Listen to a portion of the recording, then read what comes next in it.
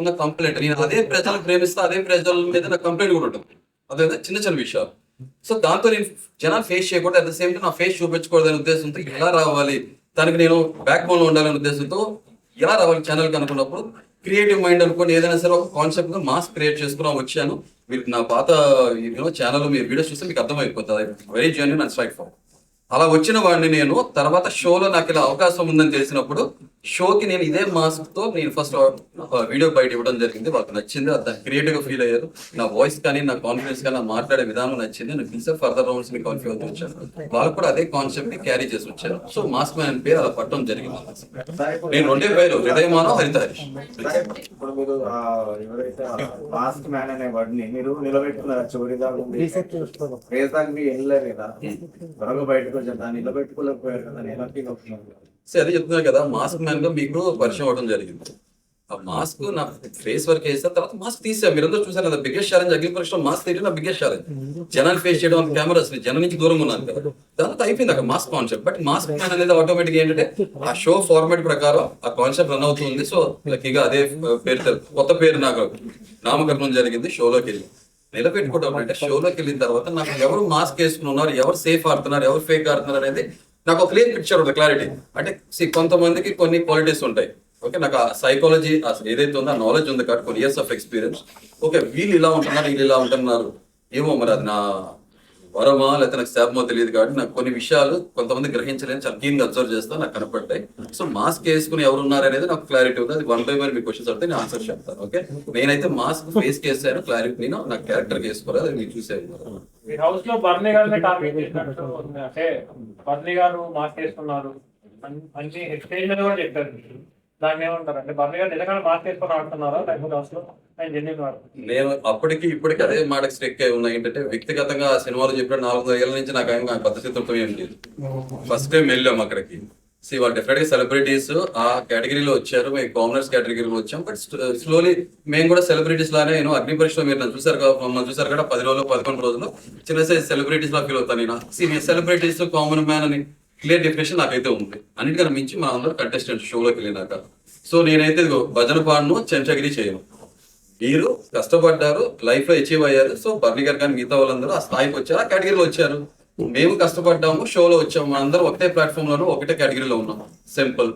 నేను బర్నీ గారు చూసినప్పుడు ఏమనిపించింది అంటే నాకు నేను నోటీస్ చేసింది ఏంటంటే గుడ్డు కన్నా ముందు కూడా నేను కొన్ని విషయాలు పదజాలాలు ఏదైతే ఉంటాయో మాటలు మాంత్రికుల్లో మాట్లాడి నాకు అర్థమైపోతాయి.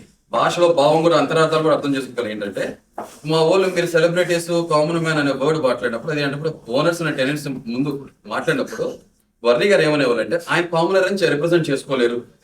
ఎలా తీసుకురావాలంటే మీరు దొంగ నేను పోలీస్ అన్నప్పుడు అరే నేను దొంగ అని చెప్పుకోలేనప్పుడు మీరు కూడా పోలీస్ అయితే మీరు కూడా దొంగ అని చెప్పి ఒకటే కేటగిరీలో స్థాయి తీసుకొచ్చేస్తే తటస్థంగా ఉంటుంది, ఓటింగ్ అనేది నడుస్తుంది కదా బయట నుంచి.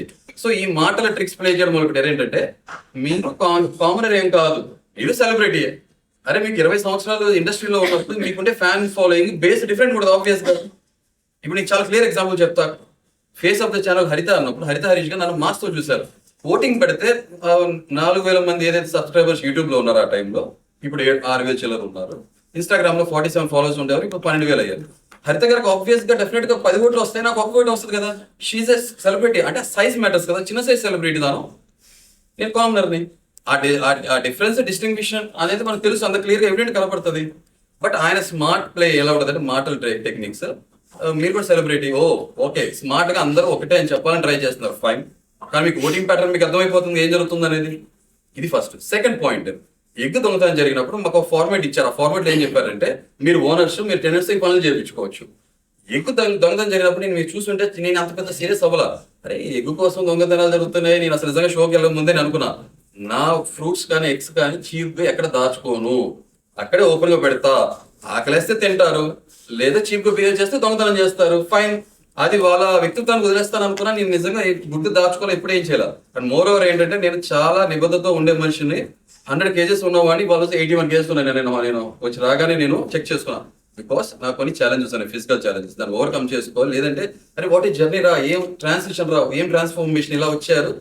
లౌడ్ గా ఉన్నాడు లేకపోతే లావుగా ఉన్నాడు, లౌడ్ ఎల్ఓబిఈడి లౌడ్ గా అయ్యాడని అనిపించుకోవాలి. అది నా ట్రూ పర్సనాలిటీ చూపించాలనుకున్నా. ఆ కమిట్మెంట్ తో 1 మీల్ చేయాలనుకున్నా. OMAD diet, I'm mad, I did OMAD diet, అంతే సింపుల్. సో ఈ ప్రాసెస్ లో గుడ్డు పోయినప్పుడు గుడ్డు పోయిందని అందరూ ఎత్తుకున్నారు, మనీష్ కానీ మిగతా వాళ్ళని శ్రీజ చాలా ఓవర్ రియాక్ట్ అయినప్పుడు నేను రియాక్ట్ అవ్వాలి, మీరు అబ్జర్వ్ చేస్తుంటారు. నేను అరే ఎక్కడ పోయిందా అది ఇది సరదాగా ఫన్ గా తీసుకుంటున్నా.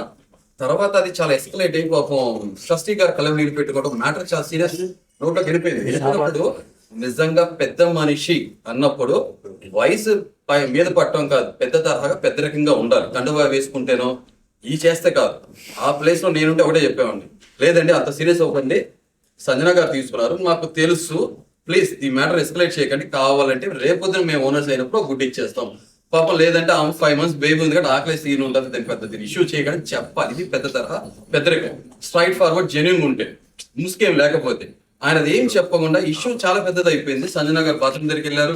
అంతకుముందు కూడా ఒక విషయంలో సంజన గారు నా మాటలకు విని ఫ్లోరాతో జరిగిన ఇన్సిడెంట్ బాత్రూమ్ లో జరిగిన దానికి కొన్నిసార్లు ఏంటంటే మనం ప్రతి చోట అంటారు సార్ సామధాన భేద దండోపాయాలు వాడాలి కాబట్టి సామరస్యంగా సంజన గారు హ్యాండిల్ చేస్తే ఆమె ఒప్పుకుంది, కామ్ డౌన్ అయిపోయింది. అప్పుడు 13-14 మంది ఒకరి మీద వెళ్ళిపోతే అది రాంగ్ వెళ్తుంది. ఒక లేడీని సర్కిల్ అప్ చేశారు. సాఫ్ట్ గా కొన్ని చోట్ల అంటే గొడ్డలు వాడాలి, కొన్ని చోట్ల గోడుతో కొట్టేయాలి, గోడుతో తీస్తే అయిపోయింది. అదే టెక్నిక్ సంజన గారి దగ్గర. సంజన గారు ఎమోషనల్ గా కూడా మనం ఆన్సర్స్ తెచ్చుకోవచ్చు. ఎవరికి ఆన్సర్ చెప్పట్లేదు సంజన గారు, అది నా ఎగ్ నిజంగానే 2 eggs ఉడకపెట్టడం జరిగింది, దాంట్లో ఒక ఎగ్ మొత్తం 4 గుడ్లు. నా గుడ్డు మీరు తింటే తిన్నారు, ఫోన్లే నేను ఆ పూట ఫస్ట్ ఉంటానని చెప్పి ఎమోషనల్ గా ఒక వర్డ్ ప్లే చేస్తే ఆమె నవ్వినప్పుడు కొన్నిసార్లు మౌనం అర్థం కాకరో ఆ నవ్వు నాకు అర్థమైపోయింది, దాన్ని సీరియస్ తీసుకోవాలి. కానీ తర్వాత బాత్రూమ్ నుంచి వచ్చి హరీష్ గారు గుడ్డు తిన్నాను ఆయన ప్రాబ్లం లేదన్నప్పుడు బర్రీ గారు ఏం చేయాలి, ఓకే ఒప్పేస్తున్నారు కదా మేము చూసాము తెలుసు అని చెప్పకుండా హరీష్ గారు మీకు తెలిసినప్పుడు ఎందుకు మాట్లాడదని మాటలు కాదని స్మార్ట్ పీపుల్ అందరూ నేను అప్రిషియేట్ చేస్తాను.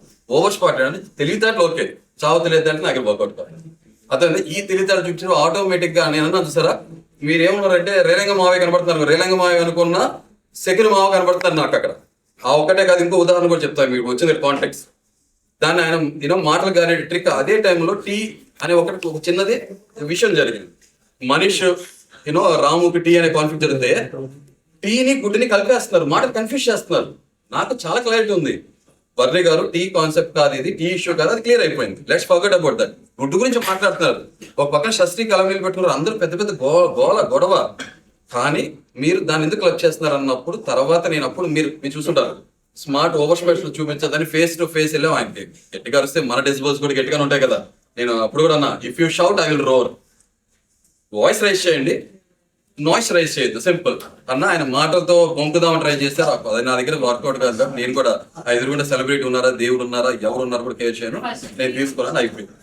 ఇక్కడ కాదు, ఇంకో విషయం కూడా మీరు బర్రీ టార్గెట్ చేస్తారా, ఇంకో 2 పాయింట్స్ చెప్పేస్తాను అయిపోతుంది. కుకింగ్ టీమ్ వాళ్ళిద్దరు ఉన్నప్పుడు హౌస్ క్లీనింగ్ టీమ్ లో నేను ఉన్నాను, ఇమాన్యుల్ అక్కడ వర్క్ చేస్తున్నారు. పాపం చెప్పినట్టు చాలా చక్కగా ఎఫిషియెంట్ వర్క్ చేశారు ఆ మనిషి. వర్క్ చేస్తున్నప్పుడు కుకింగ్ టేబుల్ టాప్ మీరు చూస్తే నీ డ్యూటీ తీసుకున్నాక రోజు నైట్ క్లీన్ చేసేవాడిని. టేబుల్ మీద ఉంటే ఒక క్లాత్ మీద ప్లేట్ మీద తీసుకుని పాడేసేవాడిని. బర్రీ గారు ఏం చేస్తారంటే నేను స్వతహా కలర్ చూసాను, క్లాత్ తో ఇలా కిందకి లాగేయటం మొత్తం. ఇప్పుడు ఏమవుతుందంటే ఇమాన్యుల్ ఫ్రెండ్ గా ఇమాన్యుల్ బ్రో, ఇప్పుడు ఆ మరుసటి రోజు పొద్దున ఇమాన్యుల్ పాప మా పర్సనల్ వేసుకుని చేయడం చాలా కష్టంగా ఫీల్ అవుతున్నారు. నేను అబ్జర్వ్ చేస్తే నాకు చాలా బాధ అనిపిస్తుంది. కానీ షో ఫార్మాట్ గౌరవించి నేను ఏ కింద ఉన్నా కూడా తీసేవాడిని. అలాంటిది మరి ఇదే బర్రీ గారికి చిన్న కామన్ సెన్స్ కదా, టేబుల్ టాప్ క్లీన్ చేయాలన్నప్పుడు ఏం చేయాలి, ఇలా తీయాలి కదా, చక్కగా ఎవరు చూడలేదని చెప్పి క్లాత్ తో అటు కింద పడేసినప్పుడు ఇమాన్యుల్ కష్టం కదా. అంటే ఏంటి స్మార్ట్ వర్క్, టేబుల్ టాప్ మీద ఉంటే కిచెన్ కుకింగ్ వాళ్ళకి వస్తుంది, కింద పడేస్తే హౌస్ క్లీనింగ్ వెళ్ళిపోద్ది కదా. ఇది ఓవర్ స్మార్ట్నెస్ కదా, ఇది ఎవరు చూడట్లేదా, నేను చూసా. నెక్స్ట్ తర్వాత నా దగ్గరకు ఒక టైంలో మన మనీష్ వచ్చి సార్ ఫ్రిడ్జ్ క్లీన్ చేయాలంట, అది ఎవరి డ్యూటీ అని చెప్పి అన్నప్పుడు నేను వెంటనే లోపలికి వెళ్ళాను. నేను ఇదే బర్నీ గారు మాట్లాడే ముందు నీకు ప్రియాతో మాట్లాడాను, తర్వాత అలాగే షస్టిని మాట్లాడితే నేను క్లీన్ చేసేస్తా, ఇమాన్యుల్ క్లీన్ చేస్తాను బ్రదర్, అదేం ప్రాబ్లం లేదు. వెంటనే బర్నీ గారు అడిగితే దాని మీద నేను చేసేస్తా. మరి చేసే మనిషి ఇలా ఎందుకు చేయడం, తనంతా తను సైలెంట్ చేసేయచ్చు కదా. అంటే ఒక చిన్న రప్చర్ క్రియేట్ చేయాలి, మాట రావాలి, కొట్టుకోవాలి, తర్వాత నేనేదో మంచి వాడిని నేను చేస్తాను, అది ముందే చెప్తే అయిపోతుందిగా. ఇలాంటివన్నీ నేను చాలా నోటీస్ చేశాను, అర్థమైందా. ఫేక్ మాస్క్ ముసుకేసి ఉండే వాళ్ళు క్లియర్ గా అర్థమైపోతారు. మీరు కూడా చూస్తారు, ఇన్ని ఎపిసోడ్ చూస్తుంటారు కదా, ఆయనలో ఒక సైడ్ మీరు చూసారు కదా, అది ఎందుకు మిగతా దగ్గర క్యారీ అవ్వడం, వాట్ వేసుకుంటారు, ముద్దులు పెడతాం, తర్వాత బుద్ధులు గుద్దటం. ఇది నా సబ్జెక్ట్ కాదు, నా కాన్సెప్ట్ కాదు, వెరీ క్లియర్ చెప్తున్నా. అది సారీ ప్రాసెస్ వచ్చేసింది, థ్యాంక్ యూ. సో ఇది బర్రీ కదా, అంతే తప్ప వ్యక్తిగతంగా ఆయన కోపలేదు, నాకు కష్టం లేదు, నాకు అనిపించింది. నేను అదే అన్నా కదా, if I'm wrong prove it అన్నా. ఎన్ని రోజులు క్యారీ చేస్తారు అది. ఇంకో టాస్క్ లో స్టార్ తీసుకొచ్చే టాస్క్ లో మీరు చూసారు, తనుజన ఆయన వెళ్ళారు, నేను ఫ్లోరా వెళ్ళాము. నేను ఫ్లోరా గారు పైన కొట్టలేదు, మిస్ అయిపోయిందనే విషయం నాకు తెలియదు. నేను స్టార్ తీసుకున్న తర్వాత మిస్ అయిన ఈత లేదు అని తెలిసిందాక నేను ఫౌల్ అని యాక్సెప్ట్ చేశా. నేను పట్టుకున్నాక ఏడే కావాలని చెప్పి నేను విత్తనపాదం చెయ్యను. కానీ ఆయన తనుజ గారు అరే మేము 2 తీసుకున్నాం అంటే మీరు బిగ్ ఫౌల్ చేశారా, అయినా సరే మేము విన్నర్ చేయమని అంటున్నారు. అక్కడ మీకు అర్థమైపోతుంది ఆయన ఎక్స్ప్రెషన్ చూసారా. బాడీ లాంగ్వేజ్, ఆ ఫేషియల్ ఎక్స్ప్రెషన్ చూస్తే మనకు అర్థమైపోతుంది. సో బర్నీ గారు రియల్ సైడ్ మనం చూడలేదు, చూపించలేదు అనేది సింపుల్. నేను చూసాను అంతే. That's the next question. So Barney గారి టార్గెట్ ఏం కాదు, నా రేడార్ జోన్ లో ఆయన కనపడిపోయారు, దొరికిపోయారు అంతే. దొరకనంత సేపు దొరికితే దొంగ. ఇప్పుడు మీకు విషయం తెలుసు కదా, ఎక్కువ విషయంలో నేను అన్నా సరే